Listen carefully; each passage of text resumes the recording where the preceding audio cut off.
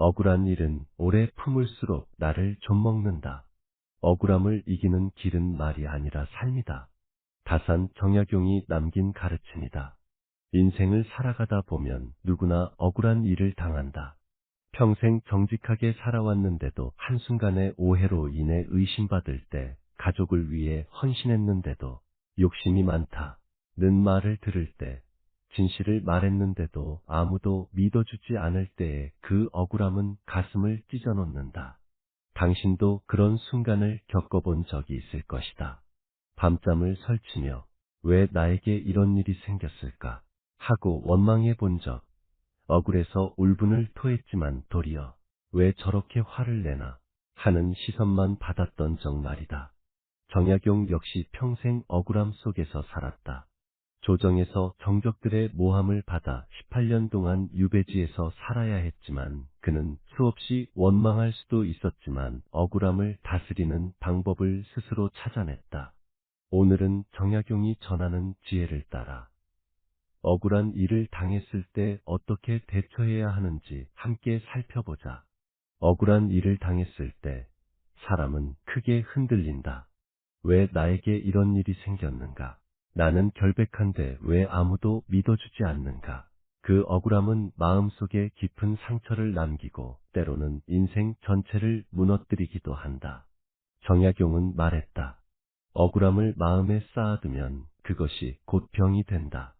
병이 되면 몸을 해치고, 몸이 해치면 삶을 해친다.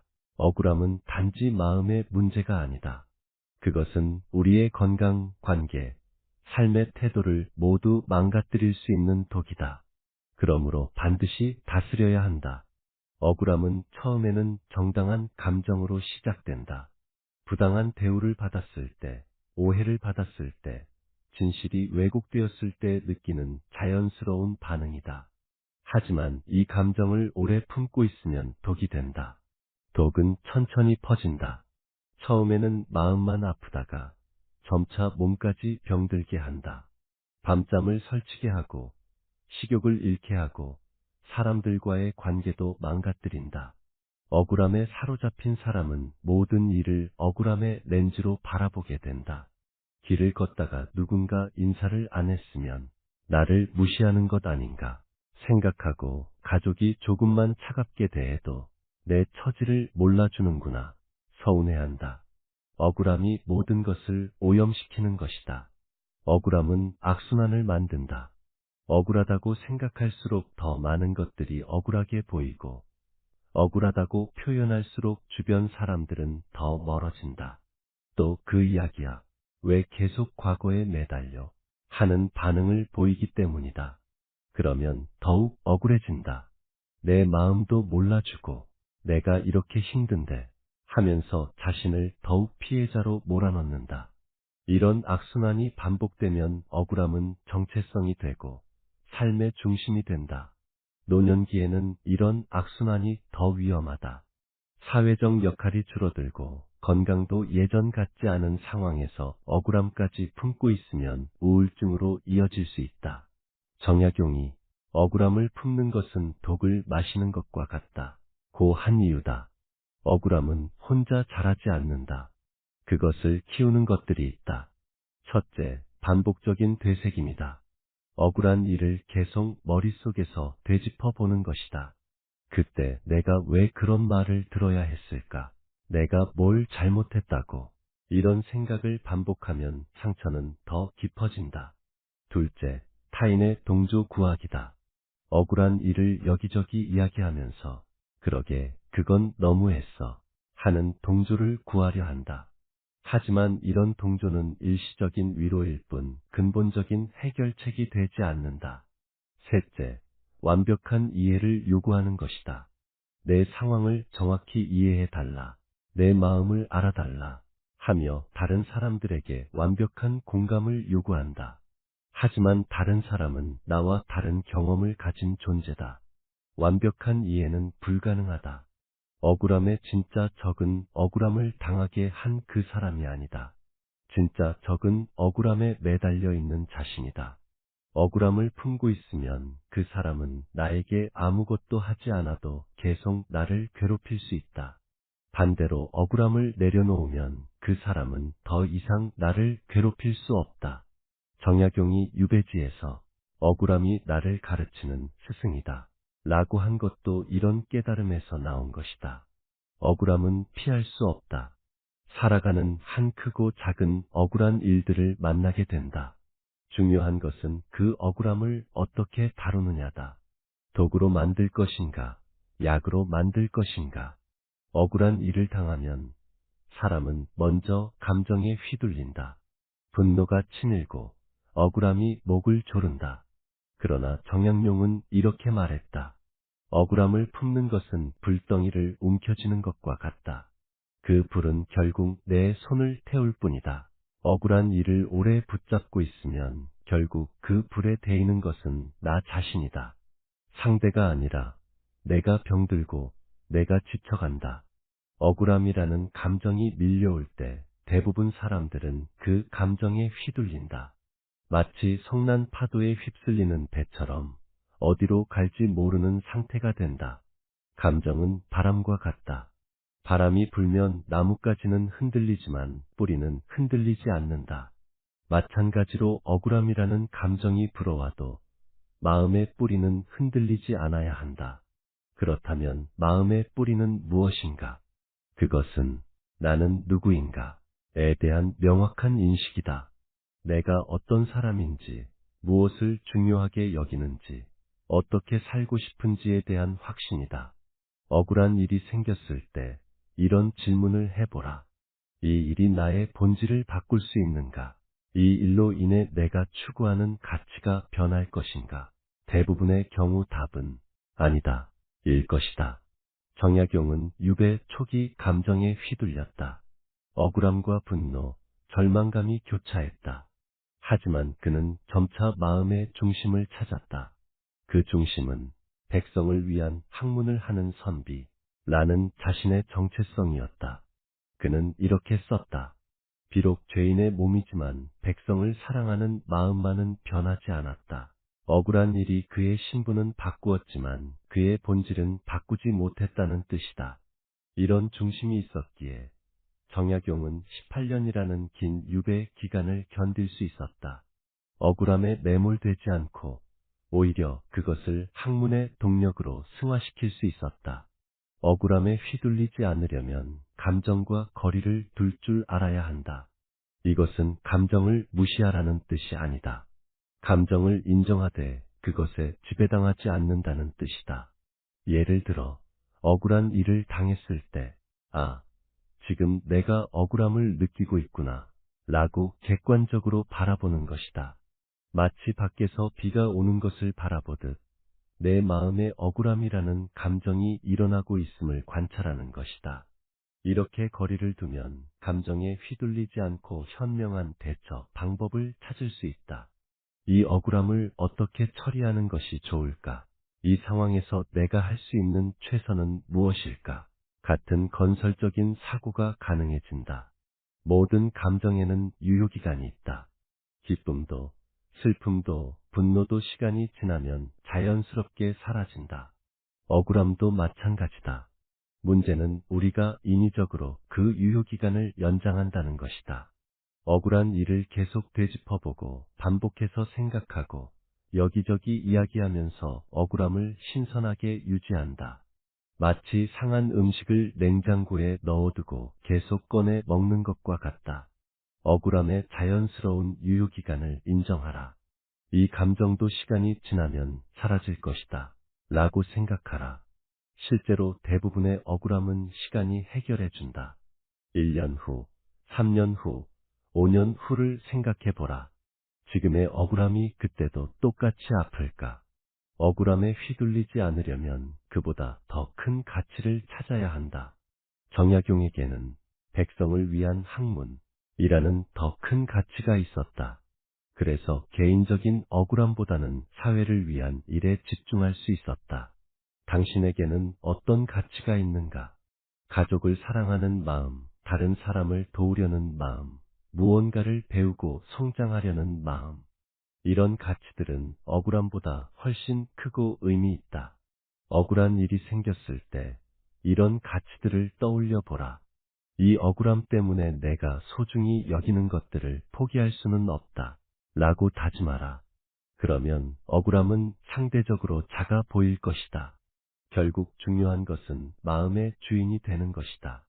억울함이라는 감정이 나를 지배하는 것이 아니라 내가 그 감정을 다스리는 것이다. 마음의 주인이 된다는 것은 감정을 억누른다는 뜻이 아니다. 감정을 느끼되 그것에 매몰되지 않는다는 뜻이다.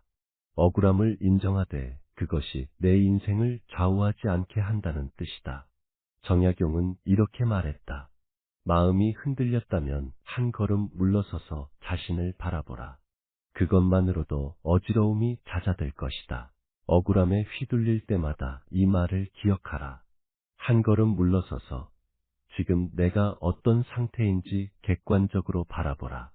그러면 억울함의 파도가 잠잠해질 것이다. 억울한 일을 당했을 때 사람은 본능적으로 말하고 싶어진다. 억울함을 해명하고 결백을 주장하고 다른 이들에게 이해받고 싶은 것이다. 그러나 정약용은 이렇게 말했다. 억울함을 말로 풀면 억울함은 더욱 커진다. 말은 양날의 검이다. 때로는 오해를 풀어주지만 때로는 더 큰 오해를 만들기도 한다. 특히 억울한 상황에서는 감정이 격해져 있기 때문에 말이 의도와 다르게 전달될 가능성이 크다. 억울함을 토로할 때의 말은 대부분 변명처럼 들린다. 아무리 진실을 말해도 핑계 대는 것 아니야. 왜 그렇게 필사적이야? 하는 반응을 얻기 쉽다. 결백을 주장하면 할수록 더 의심스럽게 보이는 역설이 생긴다. 또한 억울함을 말로 표현하면 그 말이 다른 사람들에게 전달되면서 왜곡될 수 있다. 그 사람이 이렇게 말하더라. 이런 변명을 하더라. 하면서 원래 의도와 다르게 퍼져나간다. 결국 말을 하면 할수록 더 복잡해진다. 정약용도 유배 초기에는 억울한 사정을 해명하려 했다. 상소를 올리고 편지를 보내고 주변 사람들에게 자신의 결백을 호소했다. 하지만 소용없었다. 오히려 아직도 반성하지 않는다. 변명만 늘어놓는다. 는 비판만 들었을 뿐이다. 그때 정약용은 깨달았다. 침묵이 곧 가장 강한 대답이다. 그는 더 이상 해명하지 않았다. 대신 묵묵히 자신의 할 일을 했다. 글을 쓰고 백성들을 도우며 학문에 정진했다. 그의 침묵은 어떤 말보다 강력했다. 시간이 흐르면서 사람들은 그의 진면목을 알게 되었다. 침묵은 여러 가지 힘을 준다. 첫째, 존경을 불러일으킨다. 억울한 일을 당하고도 변명하지 않는 사람은 품격 있어 보인다. 저 사람은 뭔가 다르다. 진짜 깊이가 있는 사람이다. 하는 인상을 준다. 둘째, 상대방을 불편하게 만든다. 억울함을 당한 사람이 아무 말 없이 묵묵히 있으면 억울함을 준 사람이 오히려 불편해한다. 왜 아무 말이 없지? 혹시 내가 잘못했나? 하는 생각을 하게 된다. 셋째, 내면의 평화를 준다. 말로 해명하려고 애쓰는 것은 에너지 소모가 크다. 하지만 침묵하면 그 에너지를 다른 곳에 쓸 수 있다. 마음도 훨씬 평안해진다. 그렇다면 어떻게 침묵할 것인가? 첫째, 해명하고 싶은 충동을 억제하라. 억울한 일을 당하면 즉시 해명하고 싶어진다. 하지만 그 충동을 억제하라. 최소한 하루는 기다려보라. 감정이 가라앉은 후에 정말 말이 필요한지 판단하라. 둘째, 이해받지 못해도 괜찮다. 고 받아들여라. 모든 사람에게 이해받을 필요는 없다. 진실은 시간이 증명해 줄 것이다. 당장 오해받더라도 크게 문제되지 않는다. 셋째, 침묵을 위한 대안을 찾아라. 말로 표현하고 싶은 것을 글로 써보라. 일기에 쓰거나 편지를 써보라 보내지는 말고. 이렇게 하면 억울함이 많이 해소된다. 물론 침묵이 항상 최선은 아니다. 때로는 말해야 할 때도 있다. 첫째, 법적인 문제가 개입된 경우다. 명예훼손이나 재산 피해가 있다면 침묵보다는 법적 대응이 필요하다. 둘째, 가족 관계에서 오해가 생긴 경우다. 가족은 평생 함께 살아야 하는 관계이므로 오해를 그냥 두면 더 큰 문제가 될 수 있다. 이때는 차분하게 대화하는 것이 좋다. 셋째, 다른 사람에게 피해를 주는 경우다. 내가 침묵함으로써 다른 무고한 사람이 피해를 받는다면 진실을 말해야 한다. 이런 경우를 제외하고는 침묵이 최선의 선택인 경우가 많다. 침묵은 단순히 말하지 않는 것이 아니다. 침묵 속에서 내면의 힘이 자란다. 말로 억울함을 표현하려고 애쓰는 동안에는 그 억울함에 매몰되어 있다. 하지만 침묵하면 그 억울함을 객관적으로 바라볼 수 있다. 왜 이런 일이 생겼을까? 내가 여기서 무엇을 배울 수 있을까? 같은 성찰이 가능해진다. 또한 침묵 속에서 진짜 중요한 것이 무엇인지 깨닫게 된다. 억울함보다 더 소중한 가치들, 진짜 집중해야 할 일들이 보인다. 정약용이 18년 유배 기간 동안 침묵 속에서 목민심서 경세유표 같은 불멸의 저수를 남길 수 있었던 것도 이런 이유다. 말로 억울함을 토로하는 대신 그 에너지를 학문에 쏟았던 것이다. 억울한 일을 당했을 때 말은 무력하다. 억울하다고 아무리 외쳐도 사람들은 귀 기울이지 않거나 오히려 더 큰 의심을 품는다. 그러나 행동은 거짓말을 하지 않는다. 삶 그 자체가 가장 강력한 증언이 된다. 정약용은 유배지에서 18년을 보냈다. 억울한 누명을 벗기 위해 소리칠 수도 있었지만 그는 다른 길을 선택했다. 매일같이 글을 쓰고 백성을 위한 연구를 이어갔다. 그렇게 남긴 목민심서와 수많은 저술이 세월이 흐른 뒤 그의 결백을 증명했다. 그는 이렇게 말했다. 억울함을 벗는 길은 오직 한 가지, 성실한 삶으로 증명하는 것이다. 말은 쉽게 할 수 있지만 행동은 그렇지 않다. 말은 순간의 감정으로도 가능하지만 행동은 진정한 의지가 있어야 가능하다. 그래서 행동이 말보다 훨씬 강한 설득력을 갖는다. 억울한 일을 당했다고 주장하는 사람이 있다고 하자. 그가 아무리 나는 결백하다, 나는 잘못하지 않았다 고 말해도 듣는 사람들은 반신반의한다. 하지만 그가 꾸준히 성실하게 살아가는 모습을 보면 자연스럽게 저 사람은 진짜 좋은 사람인 것 같다 는 생각을 하게 된다. 시간이 지나면서 그의 행동이 쌓이고 쌓이면 억울함을 당했다는 그의 주장이 설득력을 얻는다. 저런 사람이 나쁜 일을 했을 리 없다. 아마 오해였을 것이다.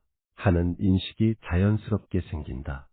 행동으로 억울함을 푸는 핵심은 일관성이다. 평소와 다름없이 흔들리지 않고 꾸준히 자신의 방식대로 살아가는 것이다. 억울한 일을 당하면 대부분 사람들은 변한다. 화를 내거나 우울해하거나 사람들을 멀리하거나 세상을 원망한다. 이런 변화는 오히려 의심을 사게 한다. 뭔가 찔리는 것이 있으니까 저렇게 행동하는 것 아닌가. 하지만 억울한 일을 당하고도 평소와 똑같이 행동하는 사람은 다르다. 여전히 친절하고, 여전히 성실하고, 여전히 다른 사람을 도우려 한다면 사람들은 저 사람은 진짜 괜찮은 사람인 것 같다 고 생각한다. 정약용도 유배지에서 평소와 다름없이 행동했다. 백성들을 가르치고 아픈 사람을 치료해주고 어려운 사람을 도왔다. 죄인의 신분이었지만 여전히 선비로서의 본분을 지켰다. 이런 일관성이 사람들의 마음을 움직였다. 행동으로 억울함을 푸는 가장 효과적인 방법은 선한 영향력을 발휘하는 것이다. 자신의 결백을 증명하려고 애쓰기보다는 다른 사람들에게 도움이 되는 일을 하는 것이다. 나쁜 사람이 좋은 일을 할 수도 있지만 지속적으로 선한 영향력을 발휘하는 사람을 나쁘게 보기는 어렵다. 시간이 지나면서 저 사람은 좋은 사람이다 라는 평판이 자연스럽게 생긴다. 정약용은 유배지 강진에서 지역 주민들을 가르치고 의학 지식을 나누고 농업 개선 방법을 알려주었다. 처음에는 죄인이 무슨 농간을 부리려나 하고 의심하던 사람들도 시간이 지나면서 그의 진심을 알게 되었다. 그는 어린아이들에게 글을 가르치고 병든 사람들을 돌보고 가난한 사람들을 도왔다.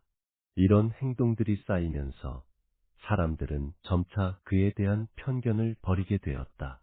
죄인이라고 하는데 참 좋은 사람 같다 는 말이 나오기 시작했다. 행동으로 억울함을 푸는 데는 시간이 걸린다. 하루아침에 해결되지 않는다. 하지만 작은 행동들이 꾸준히 쌓이면 결국 큰 변화를 만들어낸다. 매일 인사를 건네는 것, 남의 일에 관심을 보이는 것, 어려운 사람을 도와주는 것 같은 작은 행동들이 모여서 큰 신뢰를 만든다. 사람들은 이런 작은 행동들을 통해 그 사람의 진짜 모습을 본다. 억울한 일을 당했다고 해서 이런 작은 행동들을 멈추지 마라. 오히려 더 정성을 다하라. 그래야 억울한 일을 당하고도 저렇게 변함없이 살아간다 는 인상을 줄 수 있다. 자신의 전문 분야에서 꾸준히 실력을 쌓고 좋은 결과를 만드는 것도 효과적인 방법이다. 실력과 성과는 거짓말을 하지 않기 때문이다. 정약용이 유배 기간 동안 목민심서, 경세유표, 흠음신서 같은 뛰어난 저술을 남길 수 있었던 것도 이런 이유다. 그의 학문적 성취는 그 자체로 그의 인격을 증명했다. 이런 훌륭한 작품을 쓰는 사람이 나쁜 사람일 리 없다 는 인식이 자연스럽게 생겼다. 당신도 마찬가지다. 당신이 잘할 수 있는 일, 의미 있다고 생각하는 일에 더욱 집중하라. 억울함에 매몰되어 있을 시간에 자신의 재능을 개발하고 더 나은 결과를 만들어내라. 행동으로 억울함을 푸는 데는 인내가 필요하다. 즉시 효과가 나타나지 않는다. 하지만 시간은 가장 공정한 심판관이다. 거짓은 시간이 지나면 드러나고 진실도 시간이 지나면 드러난다. 중요한 것은 그 시간 동안 흔들리지 않는 것이다. 왜 아직도 인정받지 못할까? 언제까지 이렇게 살아야 할까? 하는 조급함을 버리고 묵묵히 자신의 길을 걸어가라. 정약용도 18년이라는 긴 시간을 기다려야 했다. 하지만 그 시간이 결국 그의 무고함을 증명했다. 유배에서 풀려난 후 그는 조선 최고의 학자로 인정받았다. 억울함을 참고 견뎌낸 것이 결국 보상받은 것이다. 억울함을 해결하는 가장 근본적인 방법은 그것을 흘려보내는 것이다.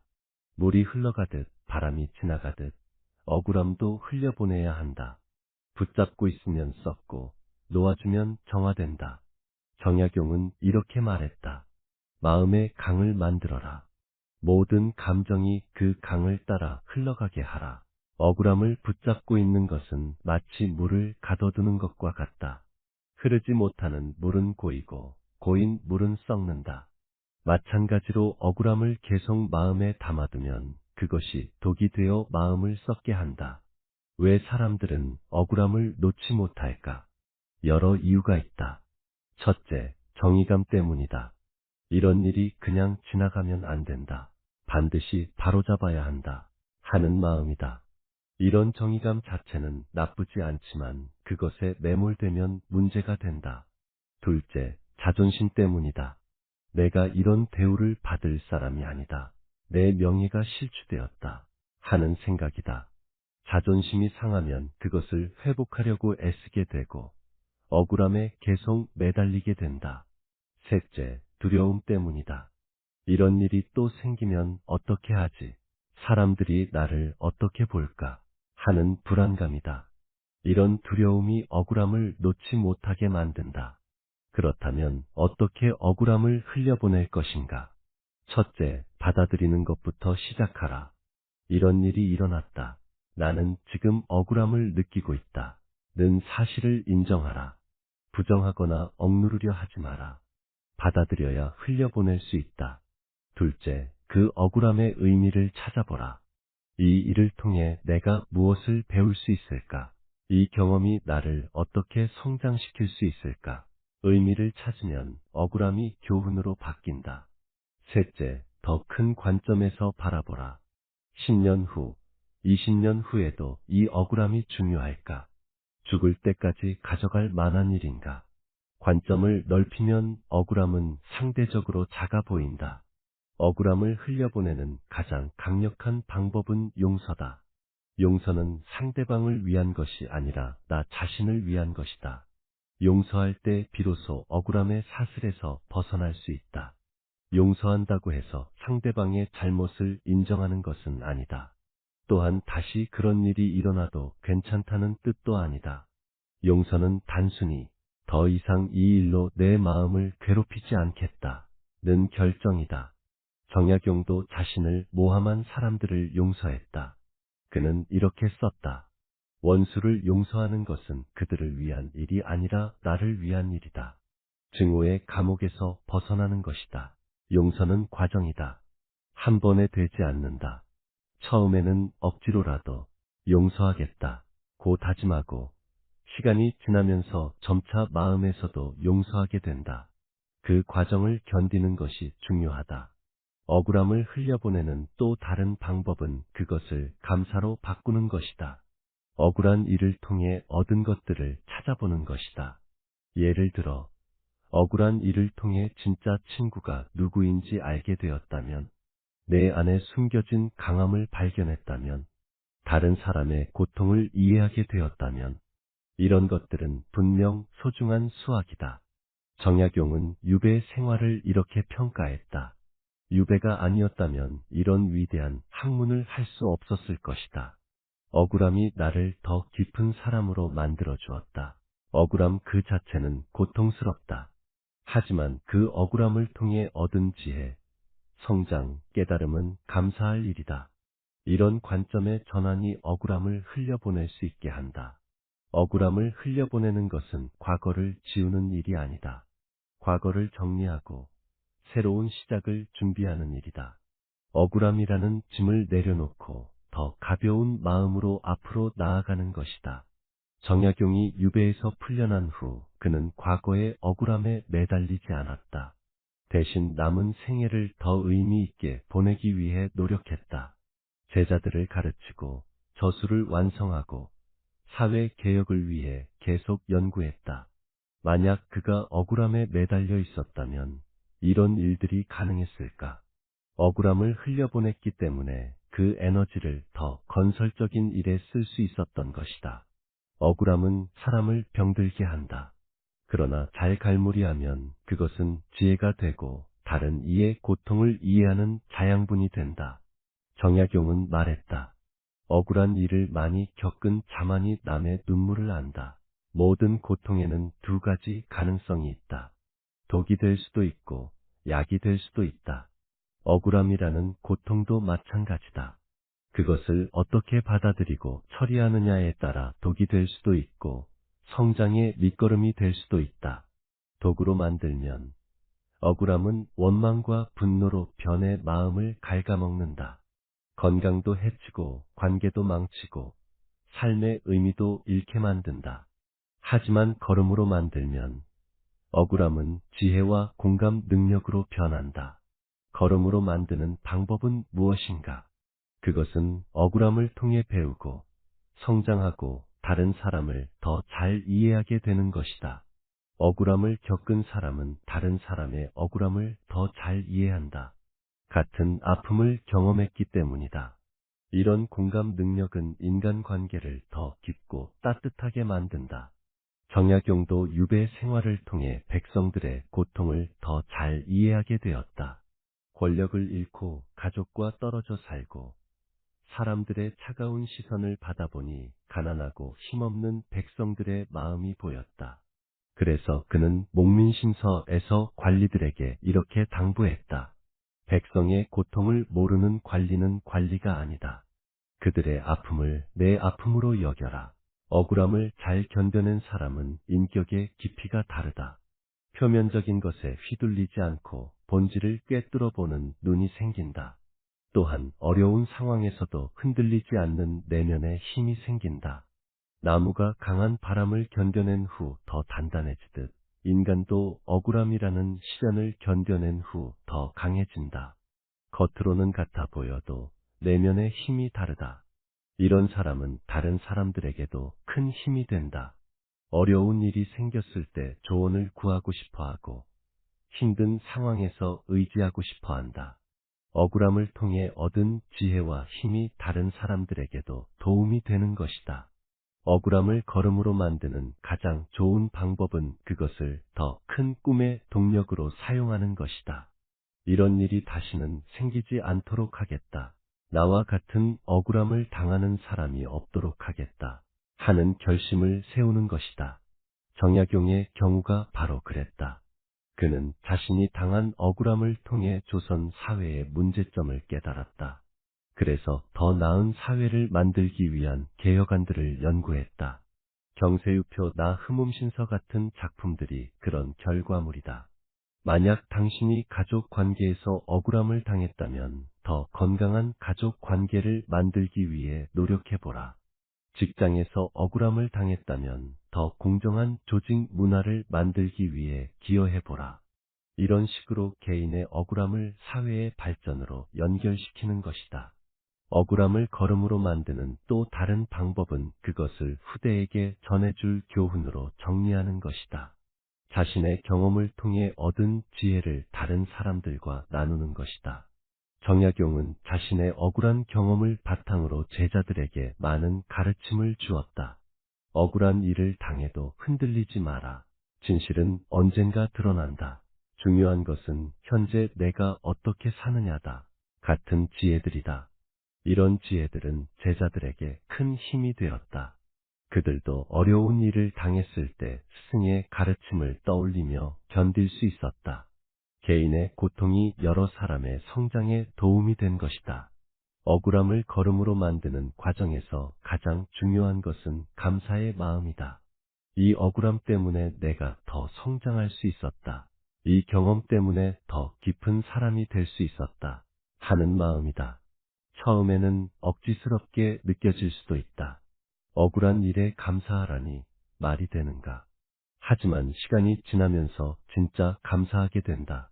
그 억울함이 없었다면 경험할 수 없었을 성장, 만날 수 없었을 사람들, 깨달을 수 없었을 진리들이 있다는 것을 알게 되기 때문이다. 정약용도 말년에 이렇게 고백했다. 18년의 유배 생활이 없었다면 나는 평범한 관리로 일생을 마쳤을 것이다. 억울함이 나를 진짜 학자로 만들어 주었다. 억울함을 제대로 다스린 사람은 특별한 평화를 얻는다. 그것은 단순히 억울함이 사라진 상태가 아니라 어떤 억울함이 와도 흔들리지 않는 내면의 힘을 얻은 상태다.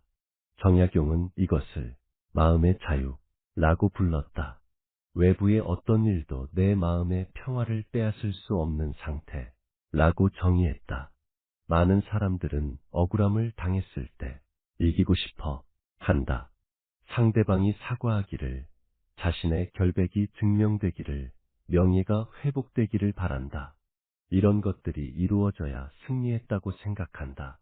하지만 진정한 승리는 다른 것이다. 그것은 억울함에 휘둘리지 않고 자신의 길을 묵묵히 걸어가는 것이다. 상대방의 사과나 인정에 의존하지 않고 스스로 평화를 찾는 것이다. 정약용의 진정한 승리도 여기에 있었다. 그는 자신을 모함한 사람들로부터 사과를 받지 못했다. 공식적으로 무죄 판결을 받지도 못했다. 하지만 그는 이미 승리한 사람이었다. 억울함을 이겨내고 더 위대한 학자가 되었기 때문이다. 대부분의 사람들은 평화를 외부 조건에서 찾으려 한다. 이 문제만 해결되면 평화로울 텐데, 저 사람만 사과하면 마음이 편해질 텐데, 하면서 평화를 외부에 의존한다. 하지만 이런 평화는 불안하다. 외부 조건이 바뀌면 다시 불안해지기 때문이다. 진정한 평화는 내부에서 나온다. 어떤 상황이 와도 흔들리지 않는 내면의 중심에서 나온다. 정약용은 유배지에서 이런 평화를 찾았다. 외부 조건은 최악이었다.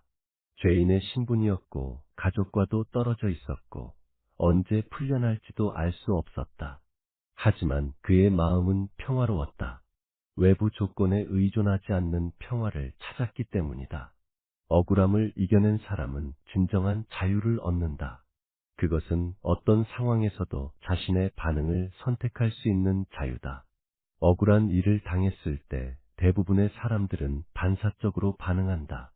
화를 내거나 우울해하거나 원망한다. 이런 반응은 자유로운 선택이 아니라 조건반사에 가깝다. 하지만 억울함을 이겨낸 사람은 다르다. 억울한 일이 생겨도 내가 어떻게 반응할 것인가를 선택할 수 있다.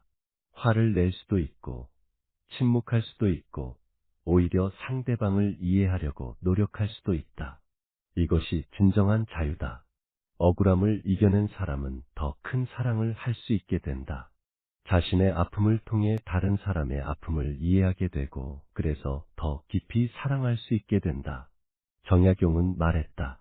고통을 모르는 사랑은 얕다. 깊은 사랑은 깊은 고통에서 나온다. 억울함을 당하지 않았다면 다른 사람이 당하는 억울함을 이해하기 어렵다. 하지만 직접 경험해보면 그 마음을 헤아릴 수 있게 된다.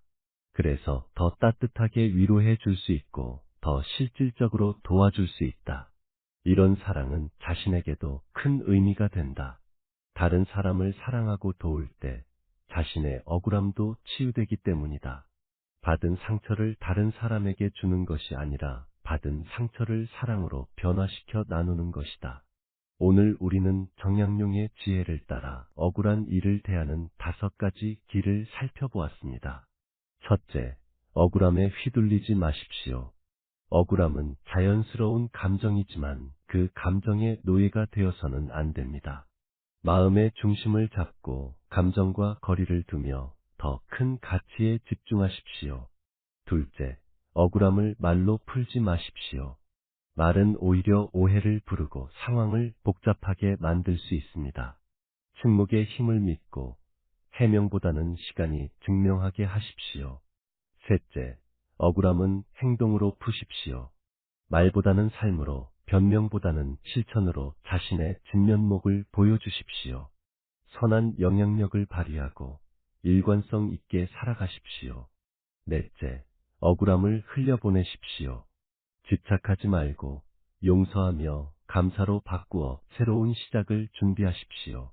다섯째, 억울함을 걸음으로 삼으십시오. 그 경험을 통해 더 깊은 사람이 되고 다른 이의 고통을 이해하며 더 큰 사랑을 할 수 있는 밑거름으로 만드십시오.